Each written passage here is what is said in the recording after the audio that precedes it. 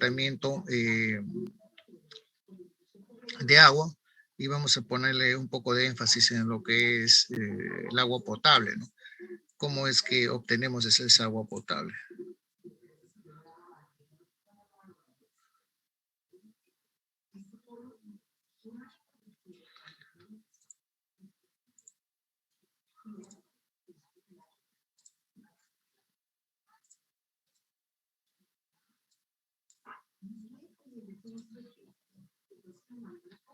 Muy bien, entonces este es el tema, ¿no? Principios del proceso de tratamiento de agua, ¿no? Y aquí, bueno, en esta imagen se puede ver lo que es el río Rímac cerca del represamiento. Y este es un sedimentador, ¿no? Después del proceso de coagulación. Entonces,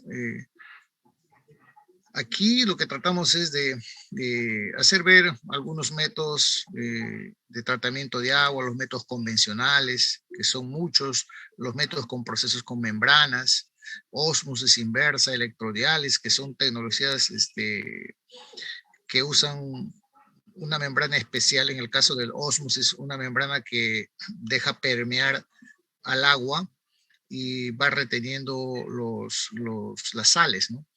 Mientras que en la electrodiálisis lo que se hace es permear los cationes o aniones del agua a través de un cierto tipo de membrana aniónica y catiónica bajo una diferencia de potencial, o sea, se mueven los iones como consecuencia de una diferencia potencial.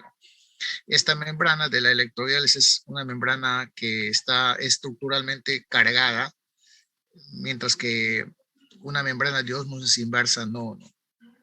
En métodos convencionales, pues hay muchos métodos, ¿no? Para intentar tratar el agua que permita hacerlo potable o, dependiendo del agua de que estemos tratando, hacerlo más benigna para cuando esto sea eliminada a una fuente receptora.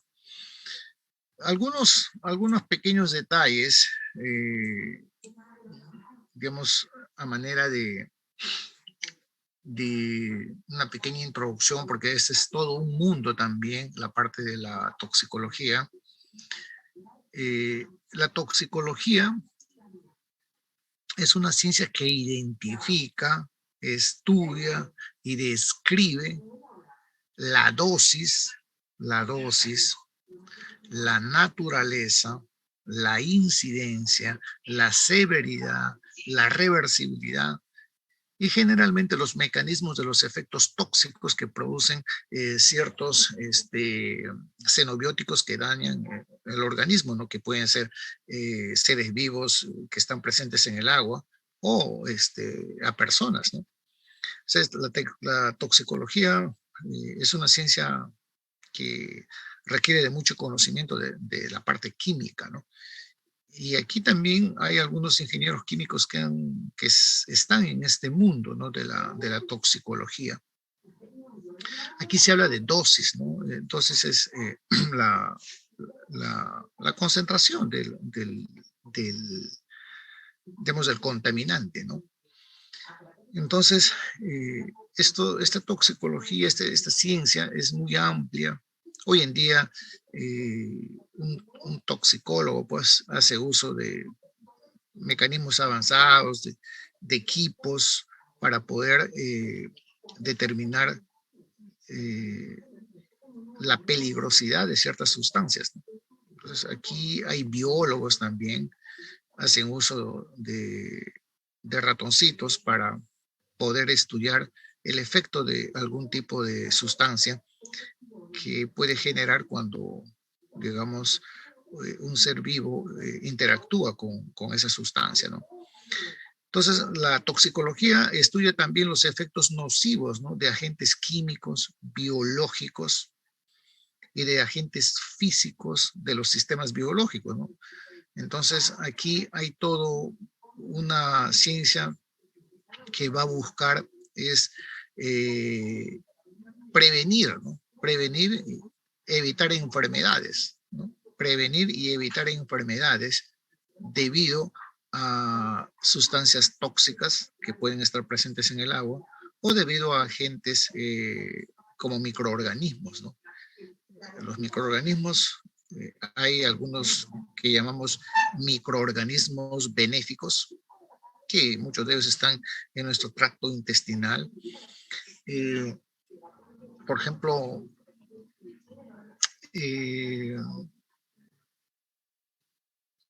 los lactobacilos son microorganismos que nosotros lo consumimos, ¿no? Y no nos afectan.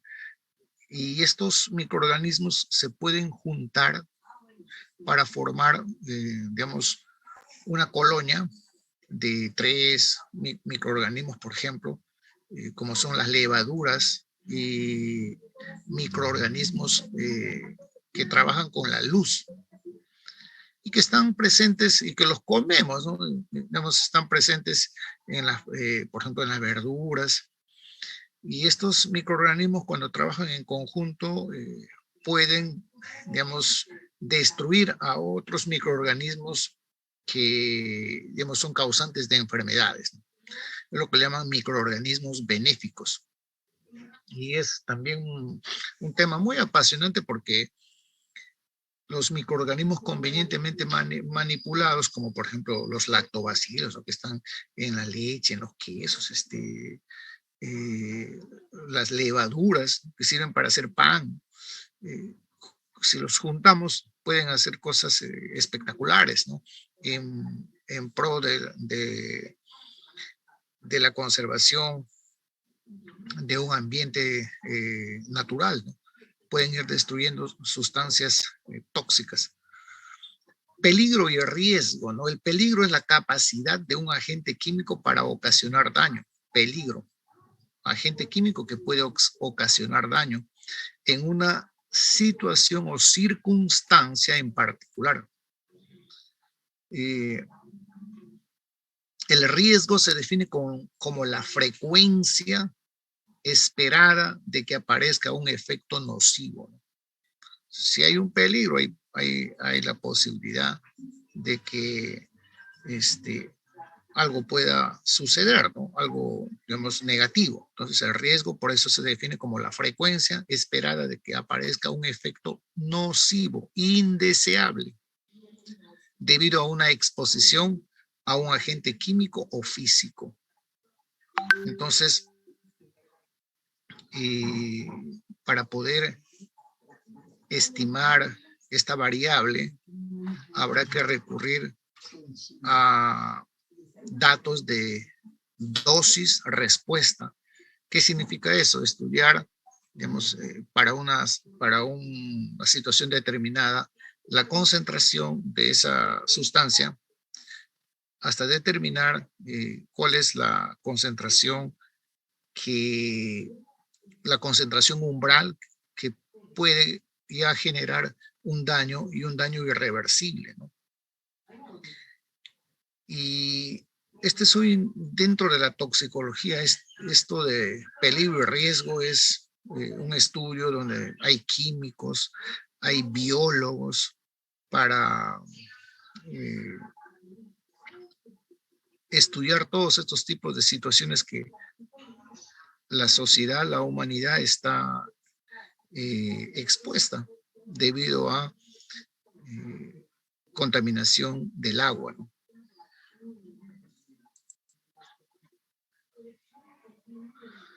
Bueno, estos son sistemas para tratamiento de agua, una imagen muy espectacular, tratamiento de aguas de uso doméstico, aguas industriales que se pueden tratar para ir removiendo los contaminantes. La teratogénesis. Aquí yo solamente estoy mostrando unas cuantas laminitas sobre toxicología.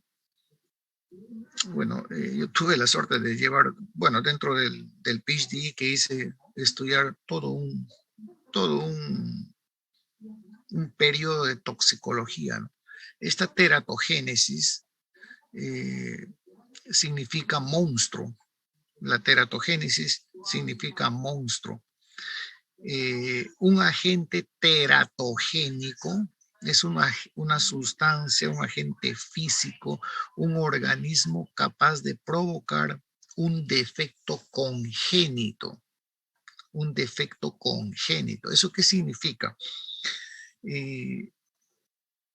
Por circunstancias, digamos, dadas de repente donde vivimos, etcétera, nosotros podemos, por ejemplo, estar tomando agua, tal vez agua de un pozo, no sé, y no sabemos que esa agua podría tener metales pesados, por ejemplo, como el arsénico, de repente como cromo, por citar dos, ¿no? Entonces, esta sustancia como mercurio, plomo o cromo, tiene la capacidad de interactuar con tu ADN, ¿no?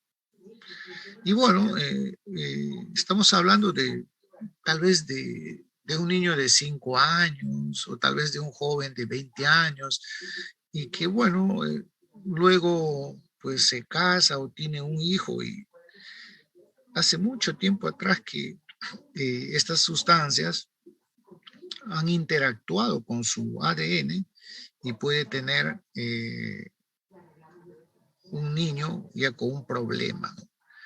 Por eso decimos que el agente teratógeno es toda sustancia, agente físico, químico, infeccioso o estado carencial que es capaz de producir una alteración morfológica o funcional durante el periodo postnatal y que actúa durante el periodo embrionario. O sea, cuando el, el feto se está formando, eh, producto de este agente teratógeno, pues van a ser con un problema. Y resulta que ese problema tal vez hace mucho tiempo atrás fue incorporado a tu cuerpo o al cuerpo de esa persona accidentalmente, ¿no? Por tomar de repente un agua que no fue estudiada, como sucede en muchos lugares aquí en Perú, ¿no? Tomamos, vamos a decir, tomamos, ¿no?, agua de un pozo, pero nunca nadie estudió el pozo, ¿no?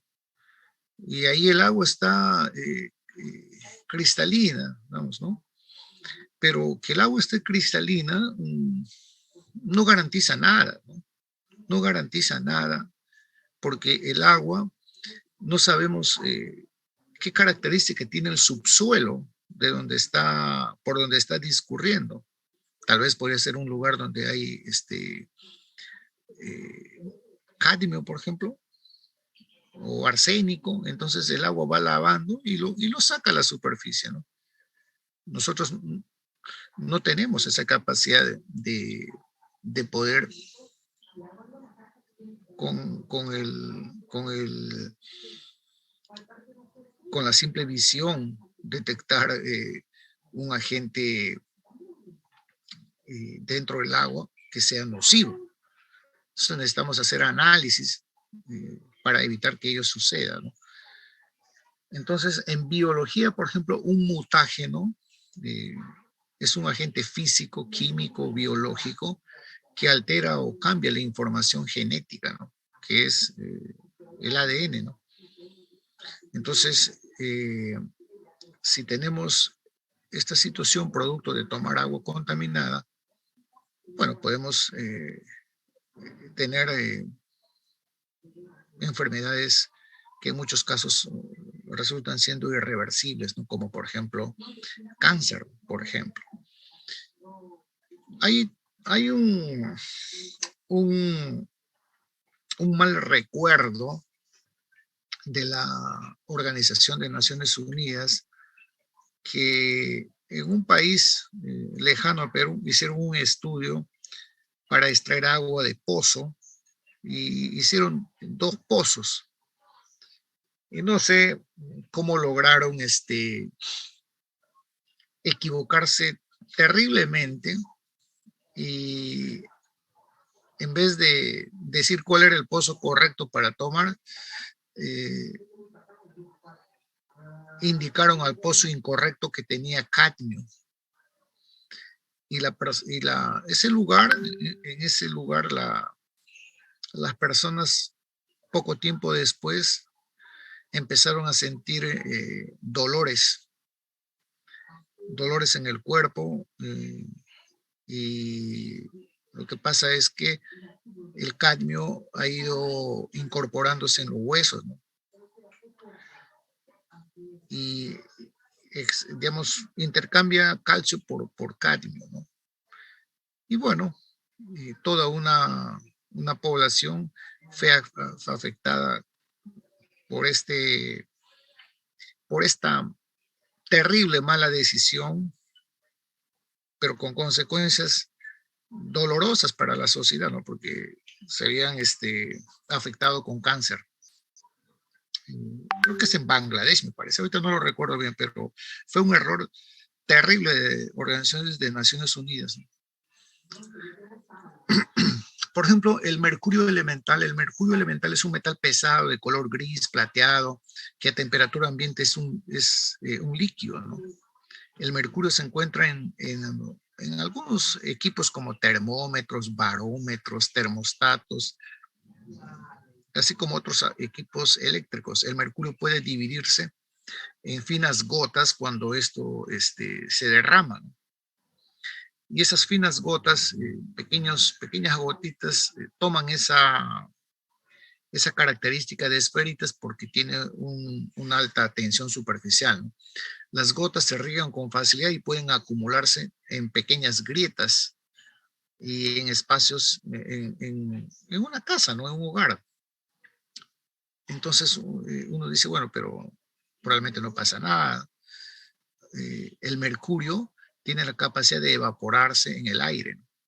O sea, en una casa, si se rompe un termómetro, tenían que tener muchísimo cuidado para limpiar porque el vapor pues va a pasar a la atmósfera y eso lo van a respirar, ¿no?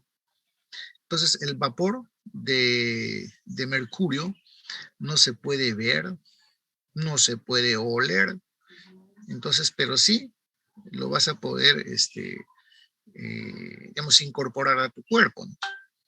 Entonces, el mercurio es tóxico, afecta al sistema nervioso, los pulmones y los riñones, ¿no? Entonces, este, este detalle que les menciono acá, de que afecta el sistema nervioso, pulmones y riñones, viene de estudios de la parte toxicológica haciendo en ratones, ¿no? Entonces, a los ratones, ¿cómo se les da de comer? Este,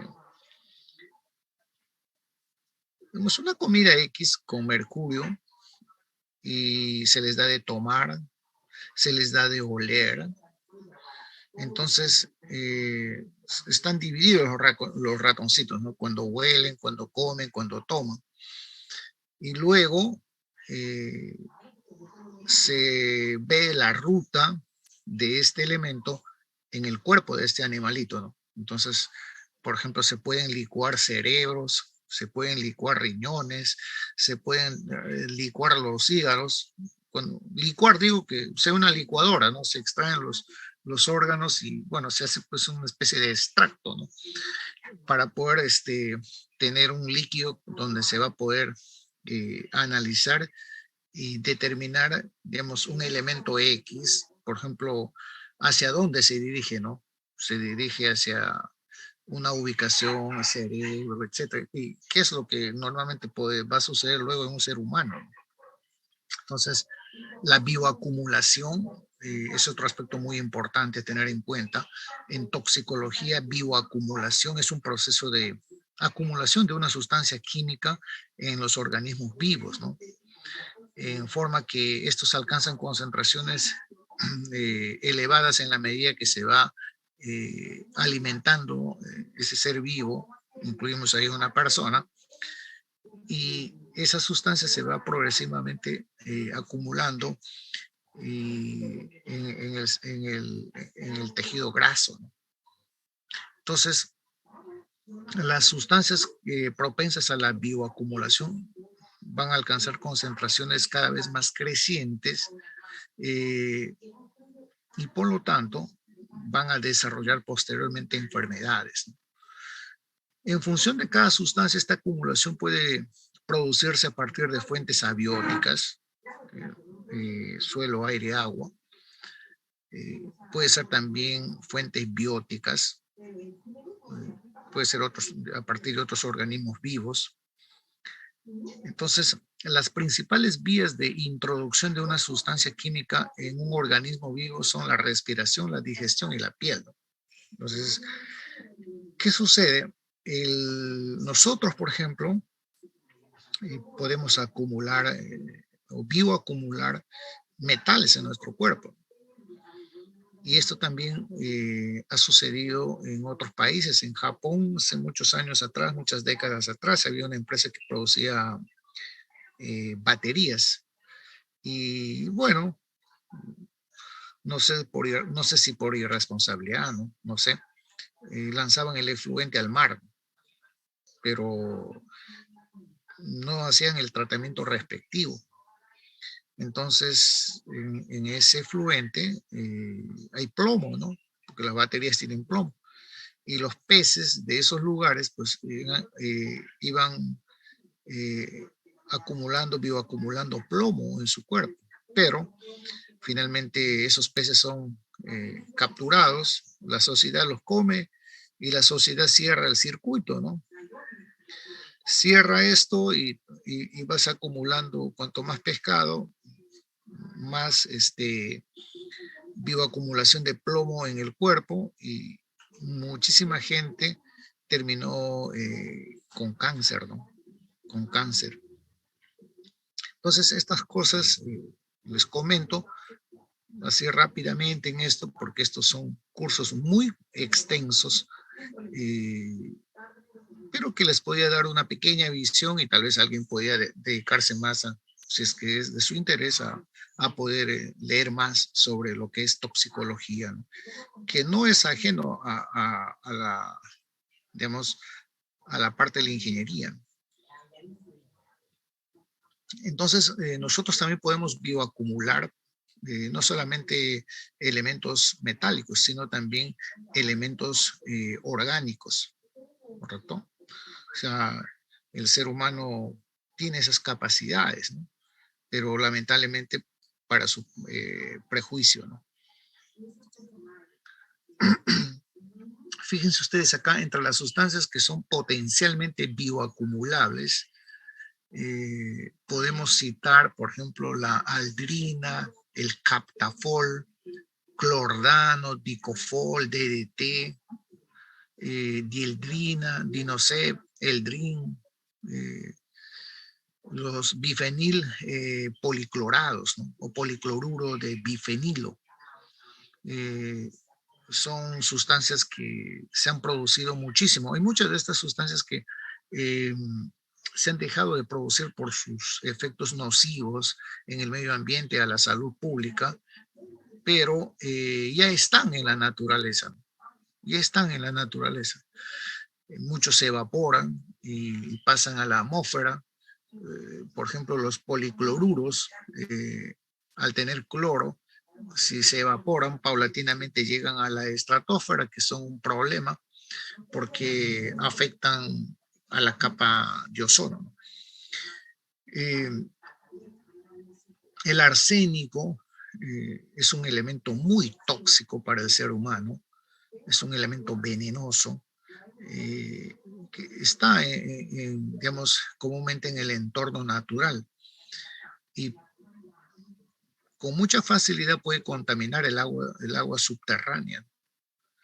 Entonces, por eso es que yo les menciono que cuando en algunos, vamos a decir, poblados alejados, toman agua de subsuelo, pero no sabemos cuál es la característica de esa agua.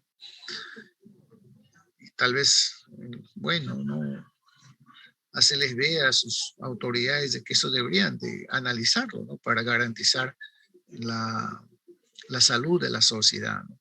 La ingestión de agua rica en arsénico durante meses o años provoca acumulación de arsénico en el cuerpo y produce una enfermedad que se llama arsenicosis. Arsenicosis, una enfermedad terrible, ¿no? que afecta a la piel, genera cáncer, enfermedades vasculares. Es una enfermedad muy dolorosa, muy dolorosa. Bueno, eso como un preámbulo a todo esto, ¿no? No para generar miedo, sino para hacer ver que todas estas cosas son conocimientos de interés en el mundo, ¿no? Y que si logramos cada vez poder tener más personas involucradas en estos temas, pues, bueno, podemos beneficiar más a la sociedad, ¿no? Hacer que la sociedad pase por menos problemas, producto mismo de la actividad humana, ¿no? Bueno, resinas de intercambio iónico. ¿Qué son las resinas de intercambio iónico, no? Las resinas de intercambio iónico son materiales sintéticos, son pequeñas esferas que están entre 0.5 a 1 milímetro de diámetro, que se usan para el tratamiento de aguas, pueden ser aguas residuales, pueden ser aguas de subsuelo, etcétera. Están formadas por una matriz, es un polímero, estas resinas son un polímero que tiene una gran cantidad de radicales polares, ácidos o bases. O sea, están cargadas. En otras palabras, estos polímeros estructuralmente están diseñados con una carga. Es decir, estas resinas van a poder, digamos, una resina cargada negativamente puede atraer a una carga positiva, ¿no? Y viceversa. Entonces, cuando el agua pasa a través de estas resinas, van a quedar atrapadas, se van a intercambiar iones en la resina. La resina toma iones del agua, sodio, cloruro, magnesio, calcio, etc. Y a su vez, la resina también cede una cantidad equivalente en cuanto a carga de protones o de hidroxilos, ¿no? Y de esa manera el sistema se mantiene eléctricamente neutro, ¿no? Entonces, si una matriz de resina intercambia sodio, carga positiva, quiere decir que la resina estructuralmente está diseñada con una carga negativa. Se llama como un imán, ¿no? Como un imán que va a atraer a la carga positiva, ¿no? Pero ella, a su vez, va a ceder también una otra contraparte en igual cantidad para compensar la carga eléctrica, ¿no? Y mantener a un sistema eléctricamente neutro. Y aquí se puede ver, ¿no? Por ejemplo, el agua que ingresa a un sistema de resinas, ¿no? Entonces aquí hay resina aniónica, catiónica, y el agua va pasando y finalmente, pues, digamos, la sal que venía presente en el agua, cationes, aniones, son retenidos en la resina y de esa manera se obtiene un agua con menor nivel de sales. Esto como una representación de lo que sucede en el proceso. Y en la realidad están, digamos, en algunas industrias están así, ¿no? En tanques. Entonces hay un cierto lecho acá de resinas. En otras industrias, digamos, mucho más pesadas, mucho más grandes, pues los tanques son mucho más grandes, ¿no? Para lograr hacer el tratamiento. Las resinas de intercambio iónico pueden ser de los siguientes tipos, ¿no? Resinas catiónicas, hay resinas catiónicas de ácido fuerte. Resinas catiónicas. ¿Qué hacen estas resinas catiónicas? Eliminan los cationes intercambiando sodio o protones. Resinas catiónicas. Resinas catiónicas de ácido débil. eliminan los cationes asociados con bicarbonatos. Bicarbonato de sodio es un ácido débil. Resinas aniónicas de base fuerte. Base fuerte, una base fuerte, por ejemplo, hidroxisodio, por ejemplo. Entonces, eliminan todos los aniones, se utilizan para eliminar carbonatos y silicatos. Entonces, los análisis previos del agua que van a pasar por las resinas ya indican qué características tiene esta agua, ¿no? Resinas aniónicas de base débil. Base débil. Eliminan los aniones de ácidos fuertes, por ejemplo, sulfatos, nitratos y cloruros. Y siempre se colocan en un tanque como lo que ven acá, ¿no? Que hay un lecho, una cierta altura de resina. Entonces, estas resinas, en función de su cantidad, van a permitir tratar una cantidad, un cierto volumen de agua, ¿no? Y luego hay que volver a regenerar estas resinas. Una vez que se regeneran, bueno, continúa nuevamente el proceso. Bueno, aquí pueden ver ustedes cómo es la estructura, digamos, polimérica, ¿no? de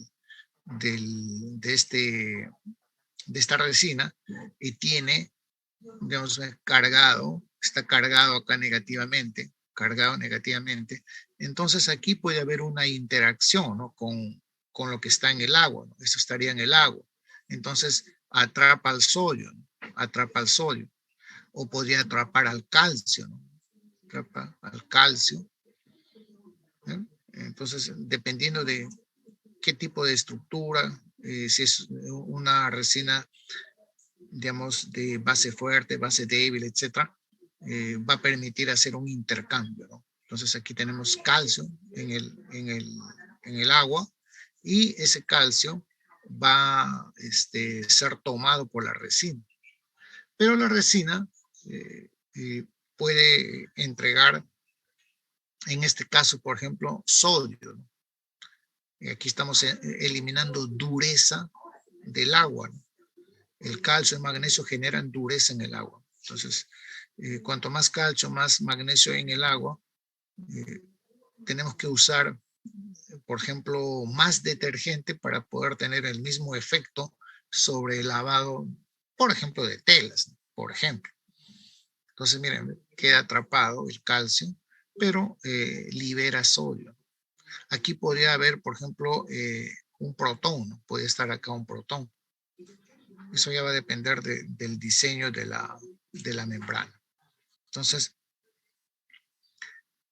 aquí pueden ver una membrana intercambiadora de aniones, ¿no? La resina está cargada positivamente y va a intercambiar aniones, ¿no? Cargas contrarias. Y cuando la resina intercambia cationes, bueno, la resina está estructuralmente cargada con cargas negativas, ¿no? Para poder atrapar cargas positivas. Entonces, las resinas de intercambio iónico están destinadas a varios usos, ¿no?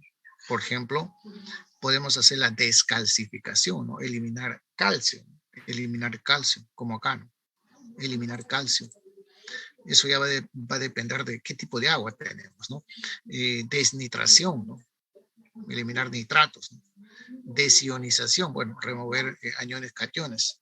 Dependiendo de la aplicación a la que se destinen, pues hay también diferentes tipos de resinas para satisfacer distintas situaciones que a escala industrial se presentan. Entonces, tenemos acá resinas catiónicas de ácido fuerte, resinas catiónicas de ácido débil, resinas aniónicas de base fuerte y resinas aniónicas de base débil. Entonces, estas resinas van a cumplir una función de interactuar con los aniones y cationes del agua, y de esa manera atraparlo y tener un agua, digamos, con una concentración mucho más baja de las sales, ¿no?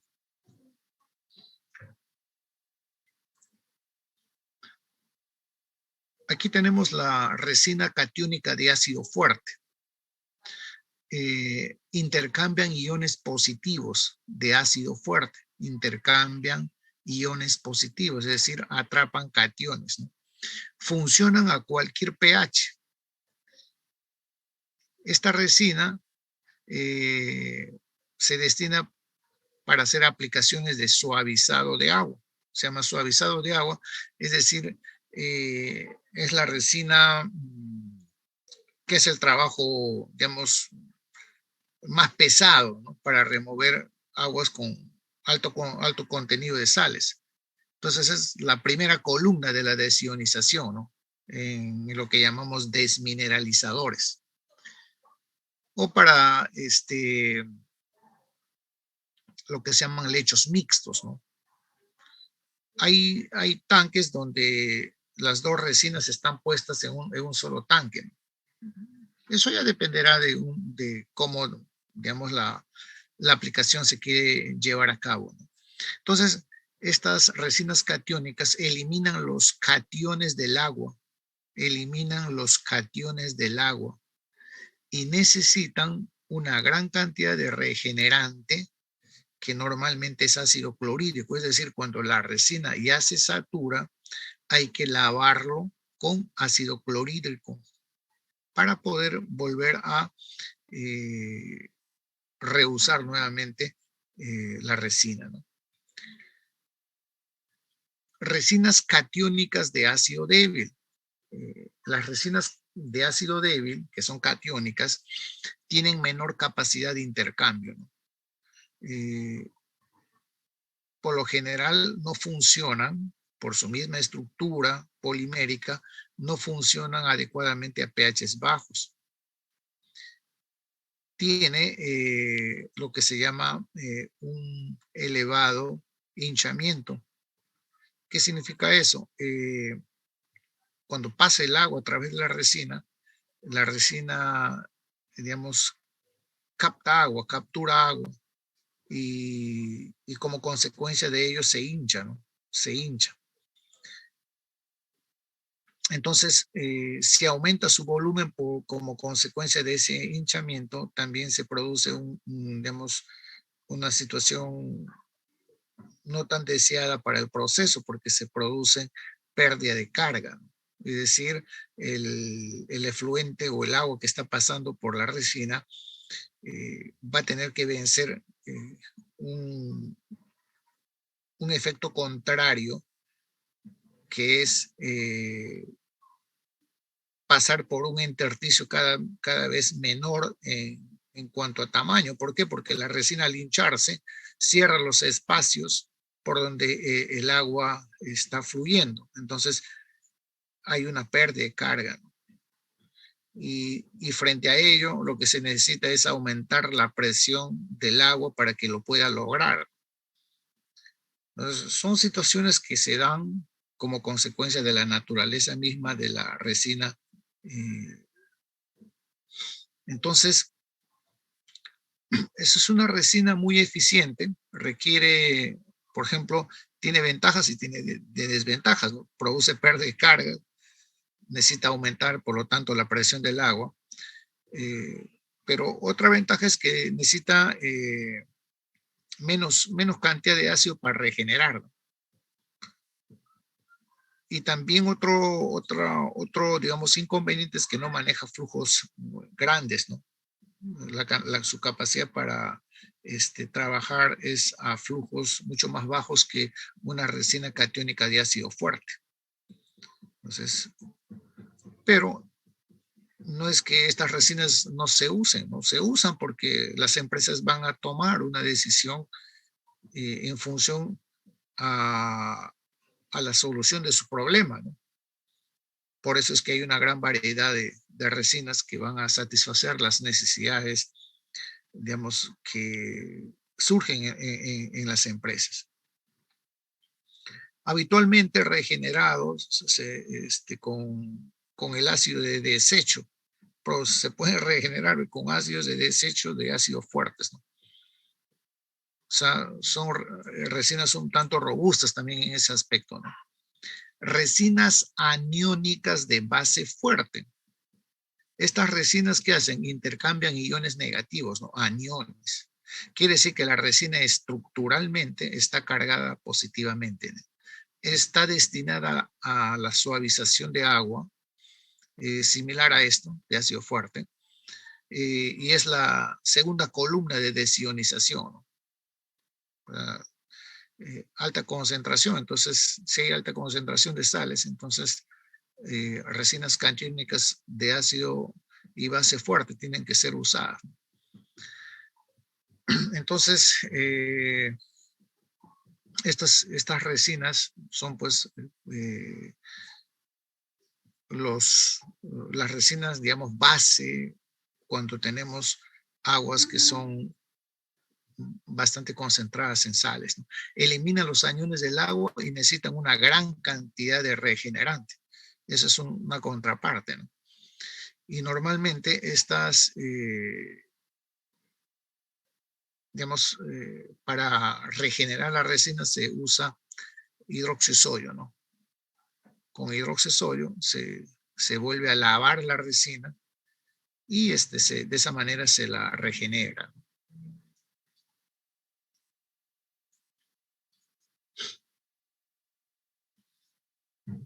¿Y qué sucede cuando se regenera? La resina atrapa al sodio y de esa manera elimina la sustancia que, bueno, al anión que ha sido capturado por la resina, ¿no?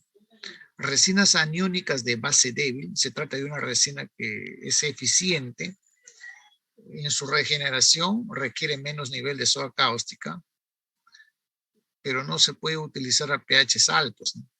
Normalmente estas resinas trabajan entre 7, 7.5, ¿no? Cuando empiezas a tener un agua con pHs más elevados, eh, la resina no rinde, digamos, no trabaja en su óptima condición, ¿no? Entonces, estas resinas son un poco sensibles porque pueden presentar problemas de oxidación, se pueden ensuciar fácilmente. O sea, hay resinas que son así, ¿no? Su naturaleza química es así. Se pueden atrapar, digamos, partículas en suspensión del agua y bueno, se bloquean. Y por eso es que este tipo de resinas son, digamos, normalmente usadas con aguas que son de menor concentración, para evitar esos tipos de inconvenientes. La naturaleza iónica de las aguas naturales, los iones que se encuentran en mayor proporción en las aguas naturales, tenemos cationes. ¿Qué cationes están, no? Calcio, magnesio, sodio y potasio. Son los cationes en mayor proporción en aguas naturales. Aniones, tenemos sulfato, entonces ahí podemos tener sulfato de calcio, sulfato de magnesio, sulfato de sodio, sulfato de potasio, etc., ¿no? Bicarbonatos, cloruros, nitratos y silicatos, ¿no?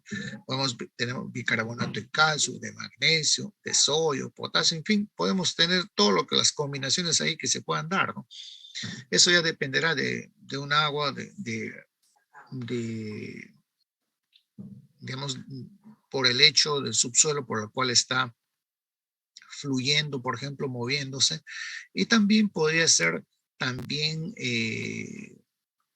afectado dependiendo del lugar donde esté, de, digamos, actividad agrícola, ¿no? La actividad agrícola usa agua, usa fertilizantes, que ahora está de moda, no hay fertilizantes. Entonces, los fertilizantes van a disolverse con agua y esas aguas inevitablemente también van a filtrar en el suelo. y pueden alcanzar, digamos, el lecho del agua, ¿no? Y puede haber como consecuencia de ello nitratos, ¿no? Nitratos, fosfatos, por ejemplo, ¿no? Como consecuencia de una actividad industrial, ¿no? La agricultura. Entonces, dice acá que también pueden estar presentes en otros iones, pero en cantidades no significativas para los procesos de intercambio iónico. Estos son los que más abundan, los que más abundan. Y no olvidar de que la actividad industrial puede afectar la calidad del agua, que puede estar a varios metros de profundidad. Sin embargo, debido a la filtración inevitable, cuando se eliminan aguas y no se tratan, entonces pueden alcanzar esos niveles y interactuar, ¿no? Contaminar. Y una de ellas es la actividad agrícola. Y en la actividad agrícola hay que tener mucho cuidado con el agua que, digamos, una sociedad puede estar consumiendo, ¿no? ¿Por qué? Porque la actividad industrial usa fertilizantes, pero además de los fertilizantes también usa una serie de otros agroquímicos, ¿no? Insecticidas, pesticidas, fungicidas, y cada uno de estos tiene una función, ¿no? Entonces, cuando estas sustancias entran con el agua inevitablemente va a filtrar en el suelo y podrían llegar a un nivel freático, ¿no? Y bueno, en un lugar determinado se podía estar, el agua podía estar emanando. Y bueno, la sociedad no sabe, pues, ¿no? Y en muchos lugares toman aguas de pozo. Y podría esta agua tener cadmio, muchos pesticidas, insecticidas tienen cadmio, ¿no? Entonces, mucho cuidado habría que tener con esos temas, ¿no? Y son temas que pues afectan la salud de la sociedad, ¿no? De las personas. Entonces, selectividad de las resinas de intercambio iónico. Las resinas de intercambio iónico presentan diferentes selectividades hacia los iones, ¿no?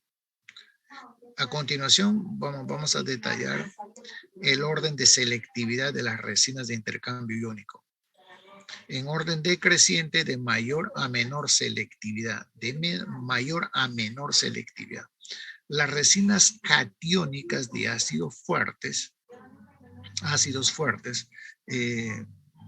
digamos, de mayor a menor selectividad, atrapan plata, plomo, mercurio, calcio, y así sucesivamente. Todos estos metales son altamente tóxicos, ¿no? Plomo, mercurio, níquel, cadmio, ni hablar el cadmio, ¿no? Es un metal altamente tóxico. Entonces, estas son, digamos, su selectividad de mayor a menor selectividad, ¿no? Entonces hay gran preferencia por la plata. Las resinas catiónicas de ácidos débiles, de mayor a menor selectividad, hidrógeno, cobre, calcio, magnesio, potasio, sodio. Las resinas aniónicas de base fuerte, que atrapan carbonato, silicato, ioduro, sulfato, nitrato, bromuro,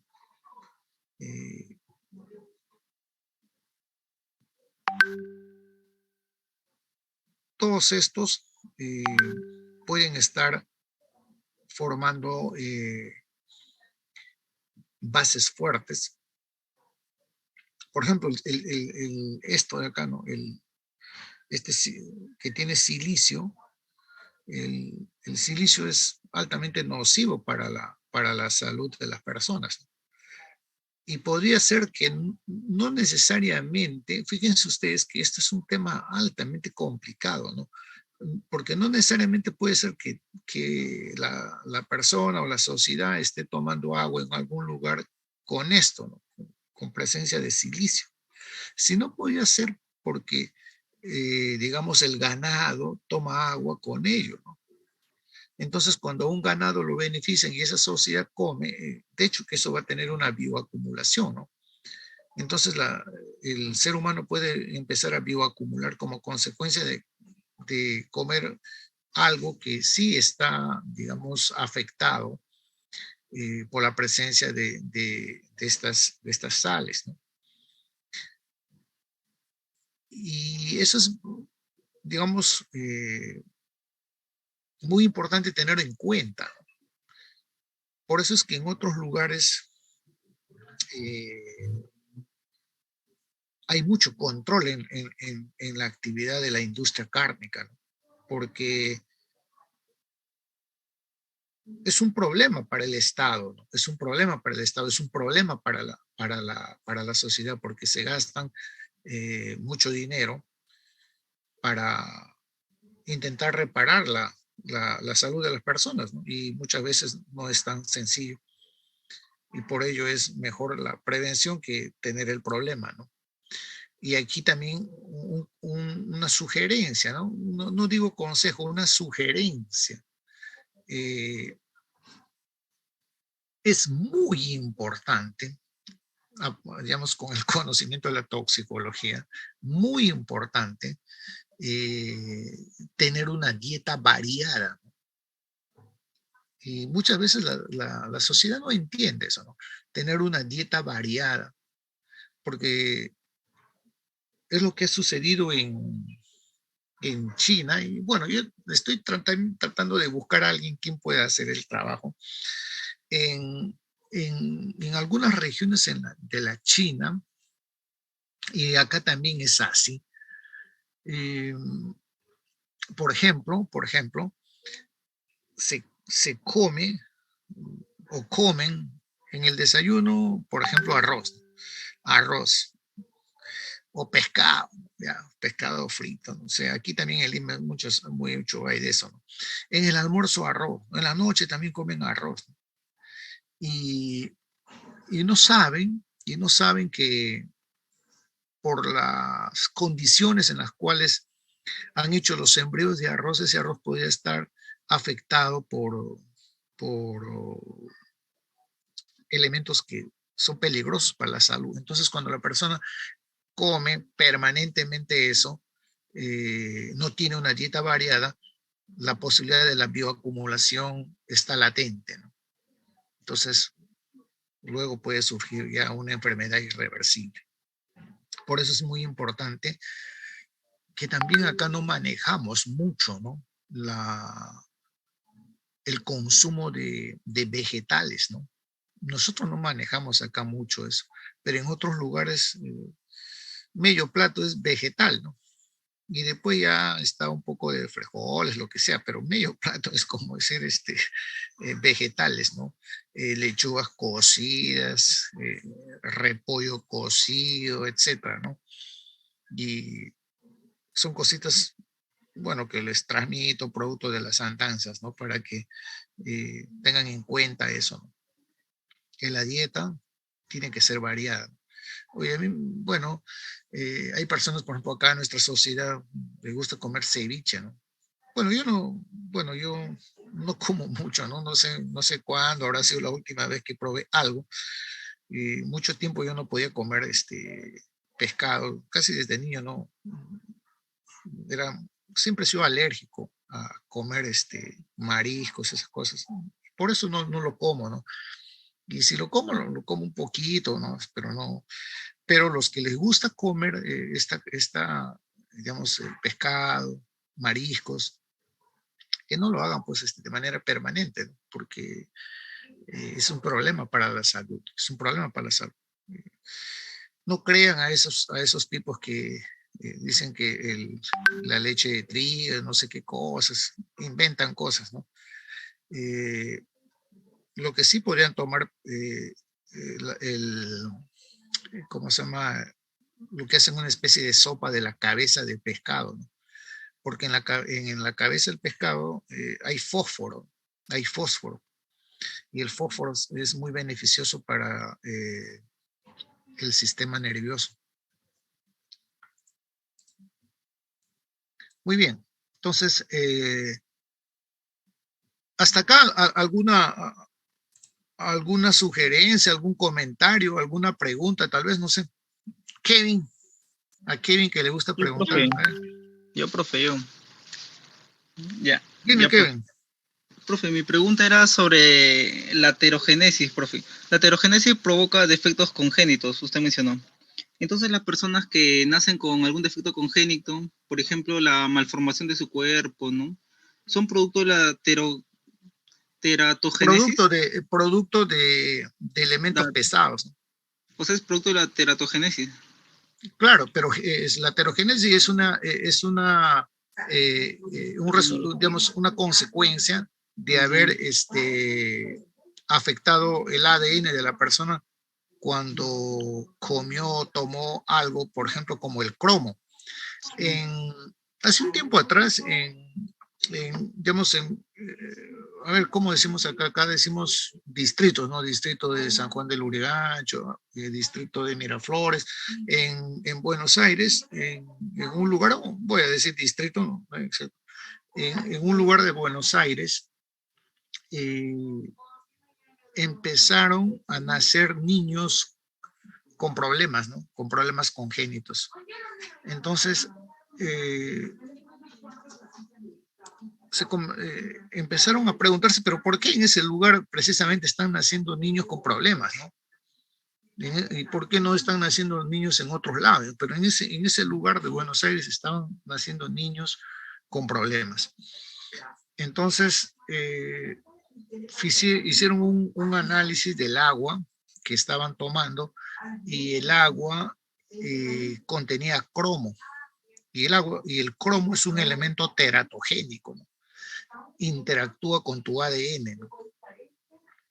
Entonces, el problema era agua de subsuelo que tomaban, así como acá en Lima hay estos tanques de agua, ¿no? Que están en distintos lugares. Seguramente por tu lugar también hay tanques de agua que sacan agua de subsuelo. El problema era ahora identificar de dónde sale eso, ¿no? ¿Cuál era por qué el agua tenía este elemento, ¿no?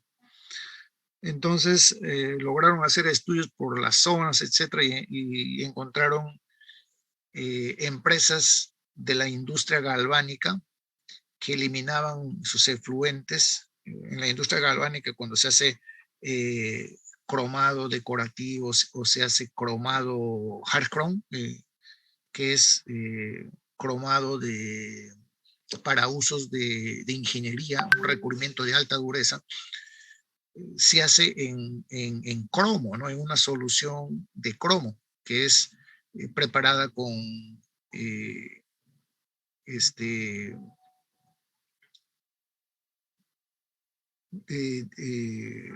anhídrido crómico y agua. Y es una solución que tiene cromo en estado +6, ¿no?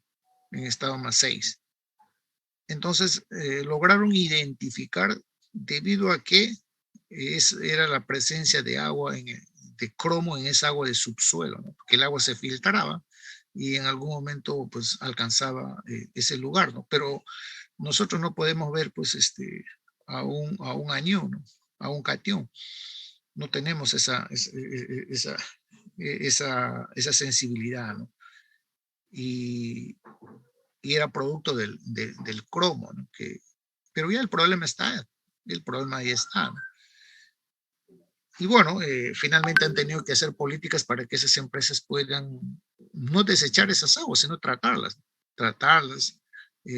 reducir el cromo, porque el cromo 6 es un elemento altamente tóxico, ¿no? Cancerígeno, teratogénico, pero el cromo 3 inclusive lo consumimos dentro de vitaminas también. Claro, no como cromo 3 libre, ¿no? Sino tenemos parte de una estructura de algún tipo de compuesto químico, ¿no? Porque me parece que el cromo ayuda a la producción de insulina o algo por ahí, no me acuerdo muy bien. Pero ya son otros conocimientos, ¿no? ¿Está bien, Kevin?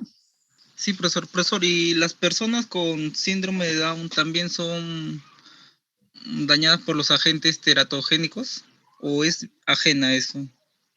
No, ese es otro tema ya. Ese es otro tema ya que eh, ya es propio de un gen que por alguna razón ha sido, no sé, vamos a decir, interferir en su función, ¿no? Pero no es por un agente teratogénico. Es otras razones, otras consecuencias hay ahí, ¿no? Que pueden ser propias de la misma naturaleza de esa persona, ¿no? Ah, ya, ya. Profesor, una pregunta más. Profesor, en la orolla existe un riesgo elevado por intoxicación o exposición, ¿no? Crónica, principalmente a los metales como plomo, Plomo. arsénico, mercurio, ya, el plomo. Ya. ¿Existe algún método de aislar estos metales a fin de volverlos inertes en nuestro organismo? En nuestro organismo, Claro, o sea, no, una vez consumidos, o sea, ¿existe una manera de aislarlo dentro del no, cuerpo? ¿O ya no? No se no, puede. bueno, no, que yo sepa, no. Pero sí puedes ayudar mucho a tu cuerpo, o podemos ayudar mucho a nuestro cuerpo comiendo bastante verdura, ¿no? O sea, una vez dentro de tu cuerpo. Las verduras cumplen en nuestro cuerpo una función de eliminar tóxicos, etcétera, ¿no? Pero si tú comes permanentemente, pues también el cuerpo va a llegar a un momento en que va a acumular, ¿no? Ya. Profe, una más, profe. Por ejemplo, un ratito, Kevin, Está en bien, la profe. orolla es ya un problema bastante serio, ¿no? Porque el plomo, en principio, podemos incorporar a nuestro cuerpo por la respiración. La respiración, porque durante la actividad industrial, pues estos se eliminaban a través de las chimeneas sin importar los gases, ¿no? Los gases de fundición, etcétera, y todas esas cosas pasaban a la atmósfera. Entonces la persona lo puede inhalar, puede respirar, ¿no? Y de esa manera puede pasar también, incorporar a su cuerpo. Y el otro es cuando estas sustancias van a la atmósfera, pero en algún momento regresan a la Tierra, ¿no? Como consecuencia de la limpieza natural que la atmósfera tiene por un efecto de lluvia, por un efecto de la, digamos, caída misma de las partículas hacia el suelo, pero pueden caer en sembríos, pueden caer en el agua. Entonces, los sembríos también lo pueden incorporar. Entonces, bueno, comes una papa, pero ya comes una papa contaminada. Sí, Kevin, dime. Ya, profesor. Bueno, esta pregunta tal vez un poco rara, profesor, pero mm, ya. Profesor, ¿es necesario sacrificar a los animales para fines científicos? ¿No existen métodos alternativos? ¿O es rotundamente Eh, necesario? Por ejemplo, he visto que para producción de algunos champunes, o sea, se utilizan conejos, ¿no?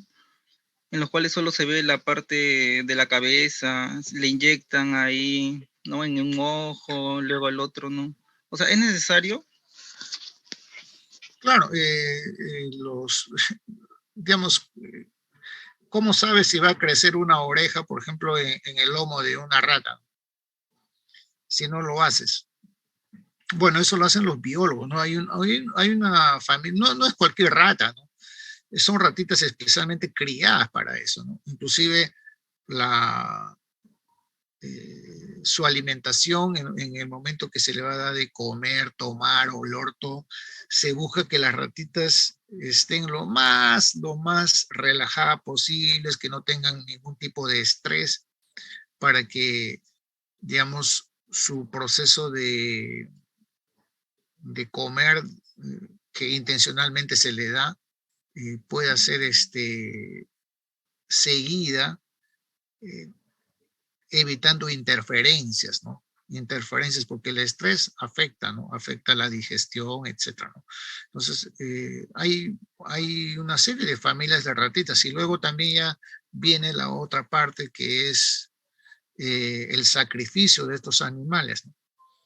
Hay biólogos que han hecho pruebas, ensayos y, por ejemplo, han hecho crecer una oreja humana en el lomo de una ratita, ¿no? Para poder, por muchas razones, una persona puede necesitar un órgano, pues, ¿no? Y bueno, orejas he visto, ¿no?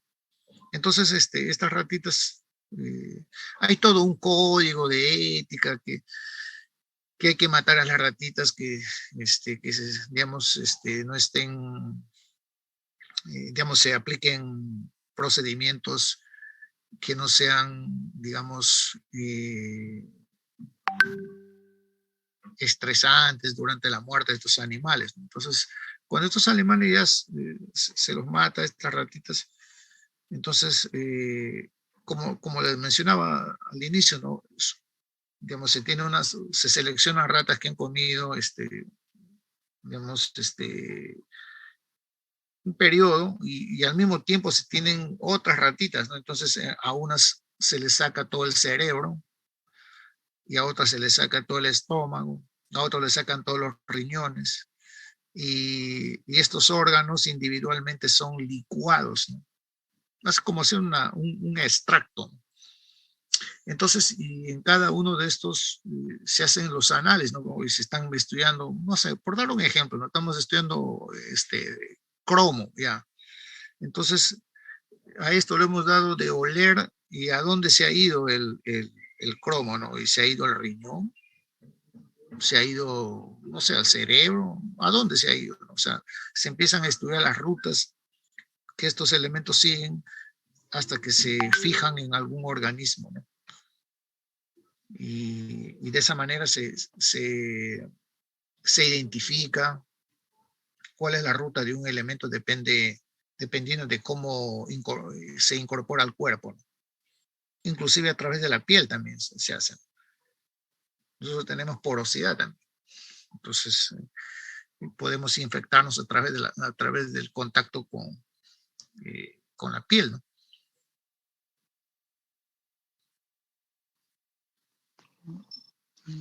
Ya.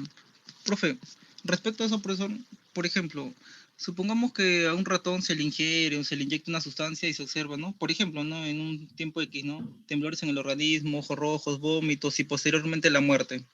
Mi pregunta es, o sea, ¿cómo se estiman esos efectos en los humanos? O sea, ¿también se experimentan con humanos o simplemente el diagnóstico del ratón es para los humanos, algo así? ¿O cómo se hace? ¿Cómo se trabaja eso, profesor?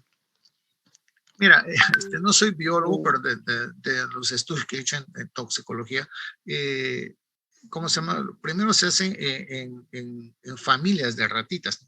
Así como hay razas humanas, hay distintos, hay chinos, amarillos, etcétera, pero todos tienen hueso, todos tienen ojo, todos tenemos brazos, pero no todos tenemos las mismas capacidades, ¿no? En cuanto a resistencia a enfermedades, etcétera, ¿no? Entonces, luego que se hacen los estudios en ratitas y ya se determina, o sea, está fehacientemente determinado, o sea, algún elemento en particular a dónde va, no es que se hace ensayos en seres humanos, ¿no? Sino que a partir de esos ensayos son extrapolados a los seres humanos, ¿no?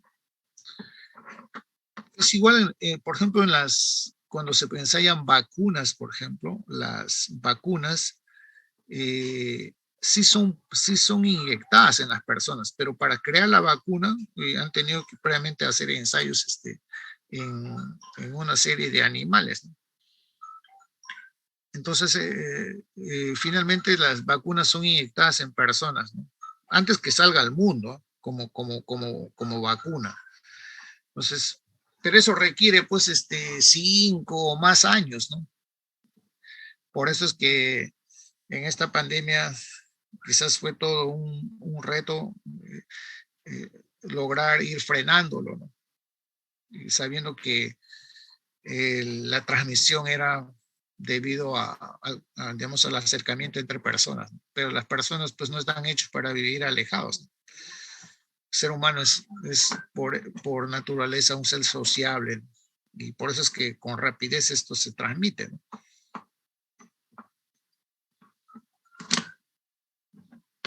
¿Algo más, Kevin? Ya. Eso es todo, profesor. Muchas gracias. Coronado, ¿cómo estás? Buenos días. ¿Tienes alguna consulta o algún comentario, tal vez, ¿no? Tal vez tienes algún familiar que estudia medicina. Profe, ¿qué tal? Todo claro sobre lo que estaba hablando, profesor. Muy bien, entonces avanzamos.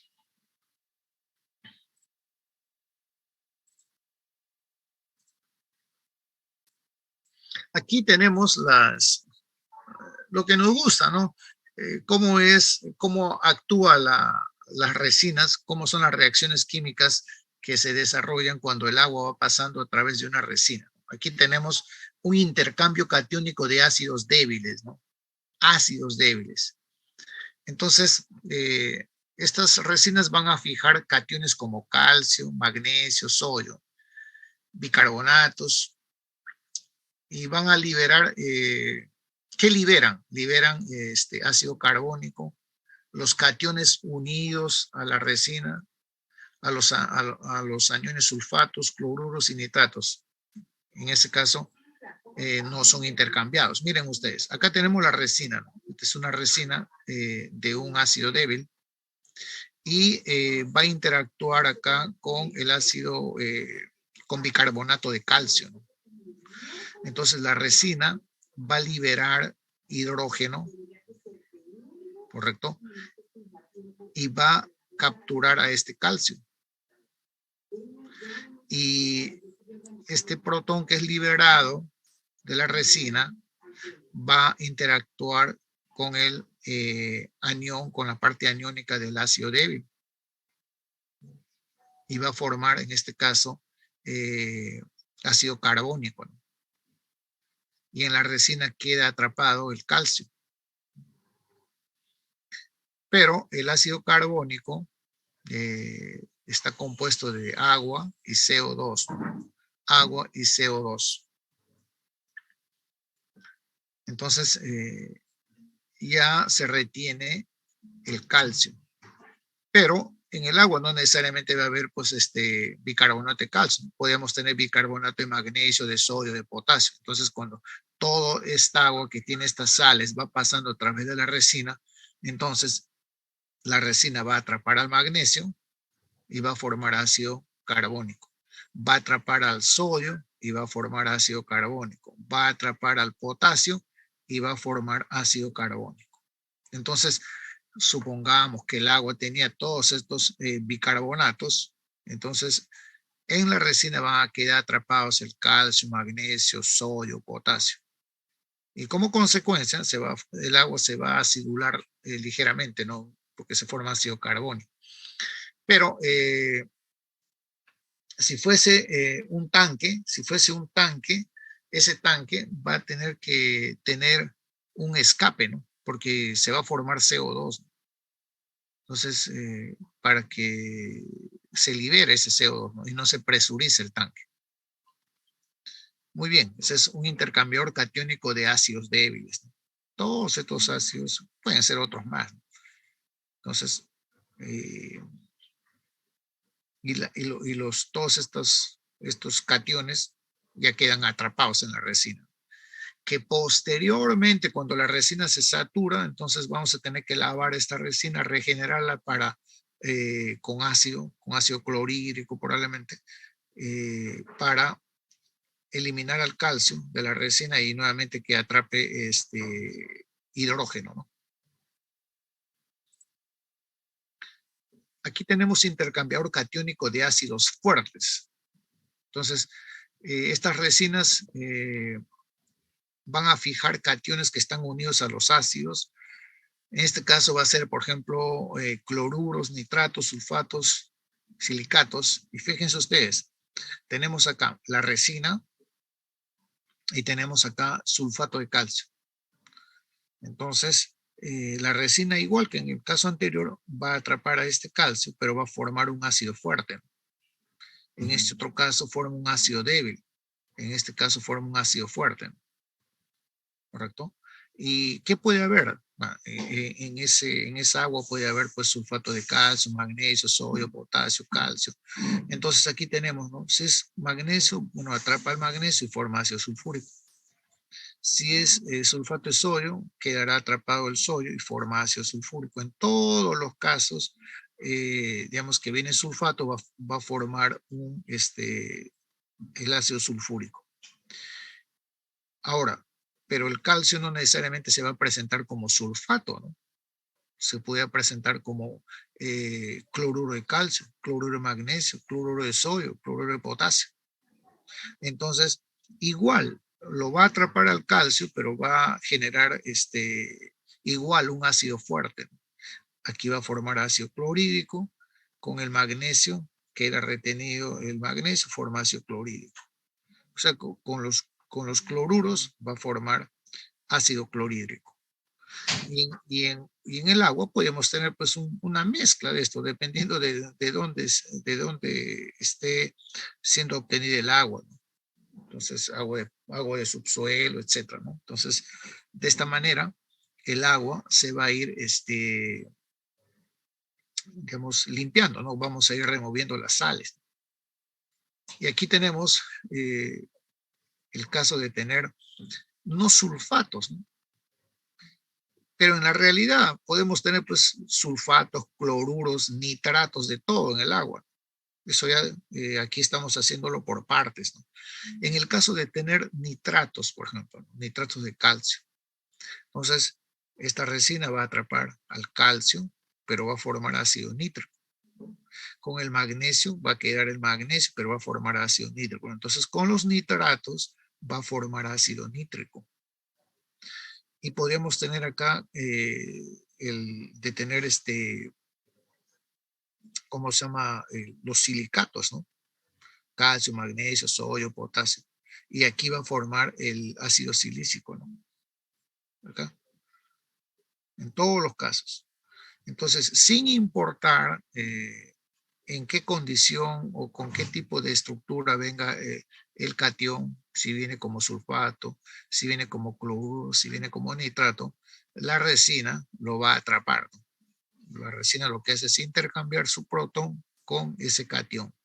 Los va a atrapar, pero va a formar un ácido distinto, ¿no? Sulfúrico, clorhídrico, nítrico. Entonces acá tenemos un intercambiador aniónico de base débil. Intercambiador aniónico de base débil.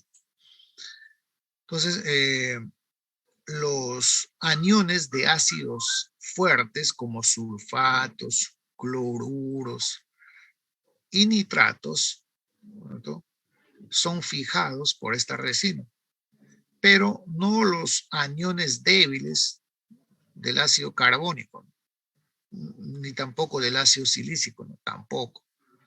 Solo fijan los aniones de ácidos fuertes. Miren ustedes, aquí tenemos una resina, esta resina está representada de esta manera, y como es aniónico, aquí va a tener su contraparte negativa, este anión oxidrilo, y tenemos acá ácido fuerte. Entra en contacto con el ácido y va a atrapar al cloruro, pero va a formar agua. Vamos a tener ácido sulfúrico, va a atrapar al sulfato, va a generar agua. Si tenemos ácido nítrico, va a atrapar al nitrato y va a generar agua. En todos los casos, va a generar agua y va a retener al anión respectivo del ácido, ¿no? Ácido clorhídrico, ácido sulfúrico, ácido nítrico. ¿correcto?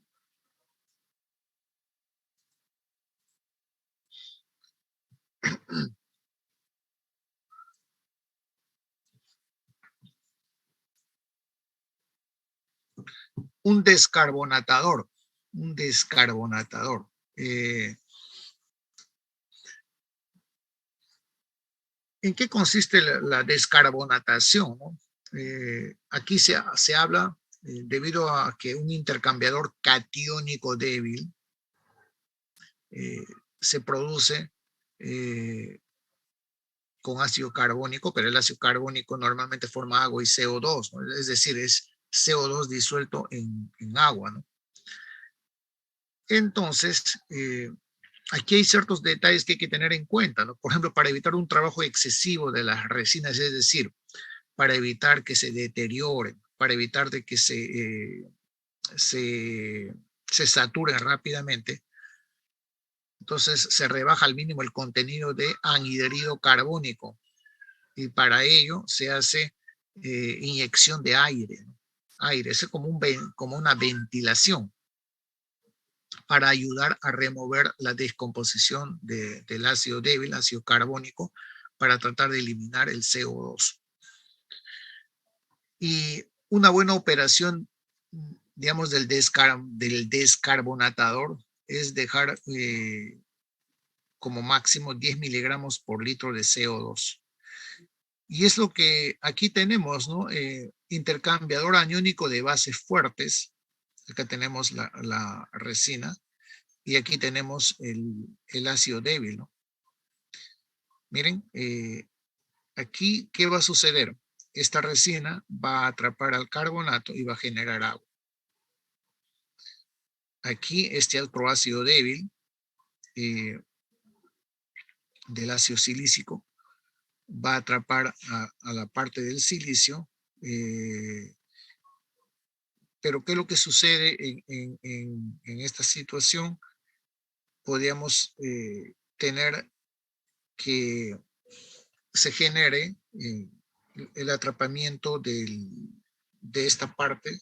Aquí está errado acá. Aquí es el atrapamiento de este anión, se fija y se genera agua. Aquí hay un error acá. Entonces, de esta manera se puede eliminar sustancias que están disueltas en el agua, pero que sus características de disociación son débiles, ¿no? Por el mismo tipo de sustancia que son ácidos débiles, como el ácido carbónico, ¿no?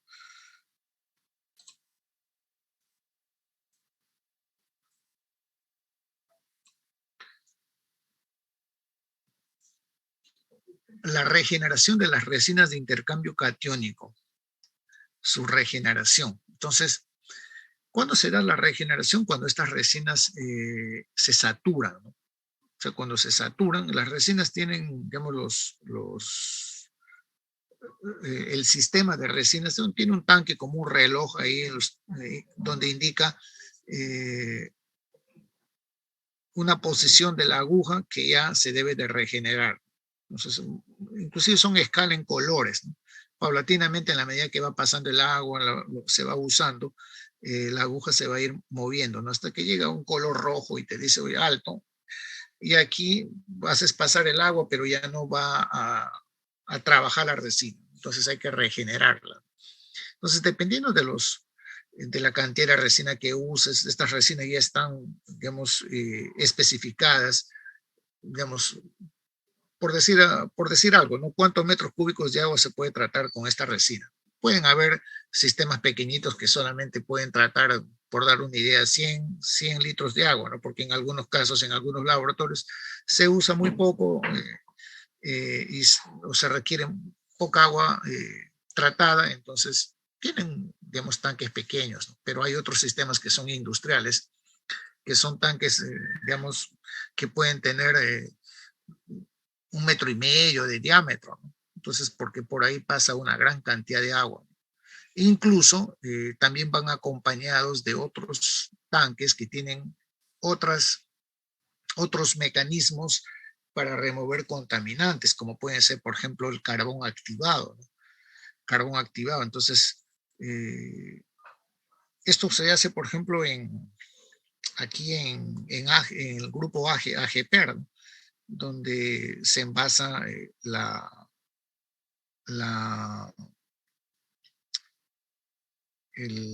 esta cerveza Tres Cruces, donde se hacen frugos.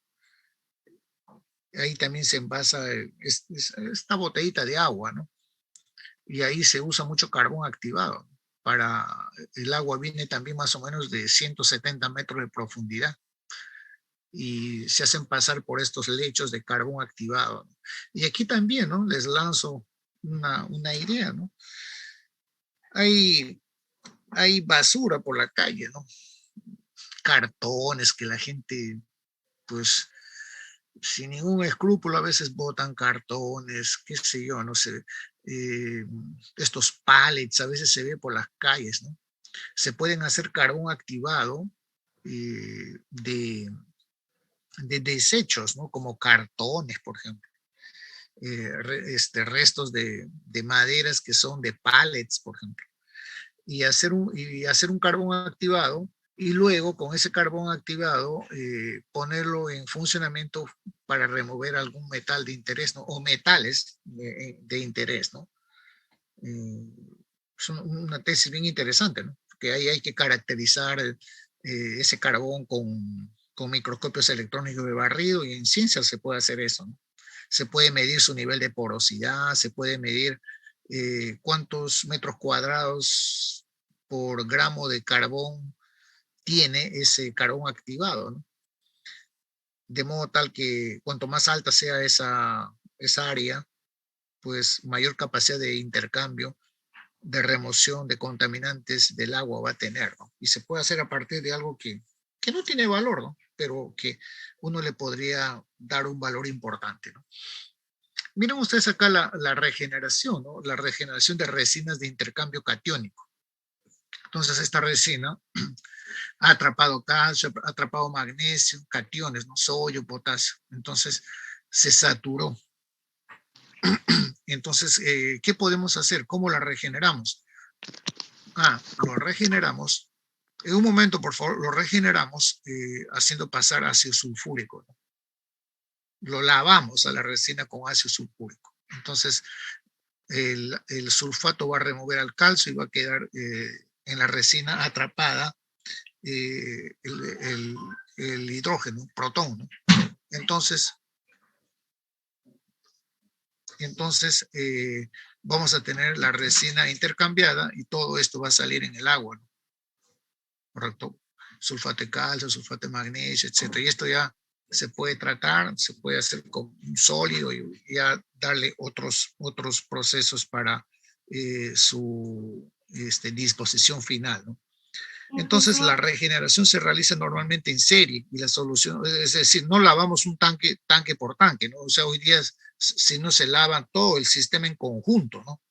Unas con ácido sulfúrico, otras con soda cáustica, las resinas de intercambio aniónico con soda cáustica, ¿no?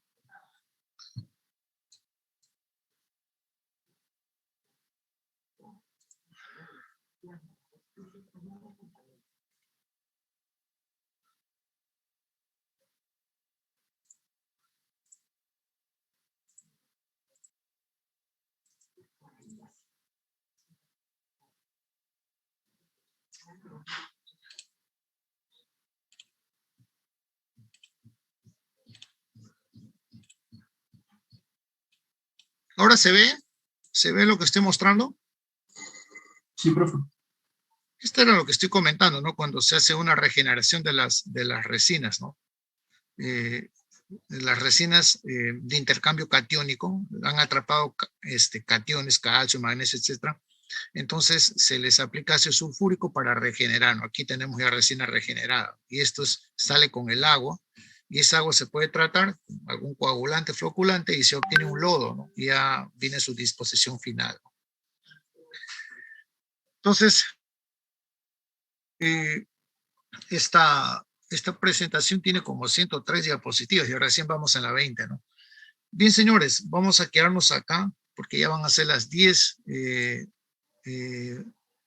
tengo que entrar al otro curso. No sé si hay alguna consulta. A la sección A le he enviado lo que faltaba la semana pasada, ¿no? El problema, ¿cómo se llama? El problema 8, creo era, que no tenía su diagrama, ¿no? Entonces, hoy día se lo he enviado y he cambiado a ese ejercicio, a ese enunciado. Y ya está sí, está bien, Alejandra, ese es lo que el comentario es SIO3, ¿no? Que está atrapado en la resina. Y de esa manera, bueno, ya tienen el trabajo completo, ¿no? Y saben ya cuándo van a presentarlo y ya vamos a ver ahí si va a haber sustentación, ¿no? Y es más probable que sí haya sustentación. Por lo menos de la mitad, y la otra mitad pues hará si no alcanzamos en ese día todos, bueno, será la siguiente. Bien, a las secciones B y C también les he enviado un conjunto de ejercicios para que, bueno, se distraigan, ¿no? Sobre mecánica de fluidos, evaporadores, etc. Bueno, en la clase tienen ahí la teoría. Hemos resuelto uno, me parece, ¿no? Gonzalo, acá no se pasa lista.